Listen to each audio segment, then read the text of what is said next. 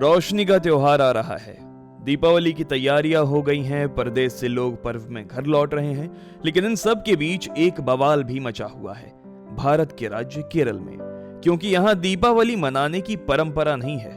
लेकिन ऐसा क्यों जब पूरा देश दीपों की रोशनी में सराबोर है तो केवल केरल खुद को जुदा पाता है?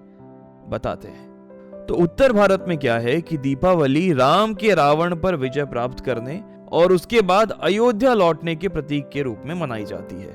लेकिन केरल में भगवान कृष्ण लोगों के प्रिय हैं। मान्यता है कि भगवान कृष्ण के नरकासुर वध का प्रतीक दीपावली है। भारत के दूसरे दक्षिणी राज्यों में भी दीपावली थोड़ा अलग तरीके से मनाया जाता है। तमिलनाडु में दीपावली को नरक चतुर्दशी के रूप में मनाया जाता है। यहाँ केरल जैसी ही मान्यता है कि ये भगवान कृष्ण के राक्षस नरकासुर वध का प्रतीक है। कर्नाटक में दीपावली को बाली चतुर्दशी के रूप में मनाने की परंपरा है। कहा जाता है कि इस रोज भगवान विष्णु ने राक्षस बाली का वध किया था। अच्छा, कृषि का भी एक पैटर्न है जो कई कारणों में से एक है जिसके चलते केरल में दीपावली की चहक हमें कम दिखाई पड़ती है।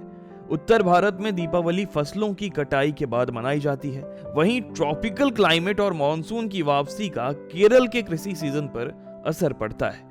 केरल की फसल जैसे नारियल का सीजन उत्तर भारत में गेहूं की फसल के सीजन से अलग होता है।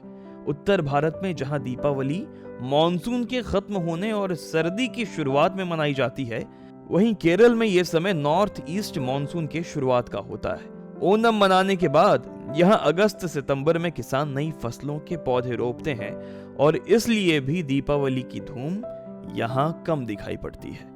और ये कहना भी गलत होगा कि केरल में हिंदू आबादी कम है इसलिए दीपावली की वहां चहक नहीं दिखती।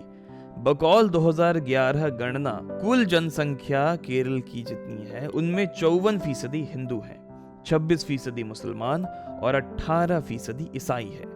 तो अगली बार अगर कोई पूछे कि केरल में दीपावली की धूम क्यों नहीं होती, तो आप उन्हें इस वीडियो में कही गई बातें बता सकते हैं। बाकी देश दुनिया की खबरों के लिए बने रहें TV9 भारतवर्ष के साथ।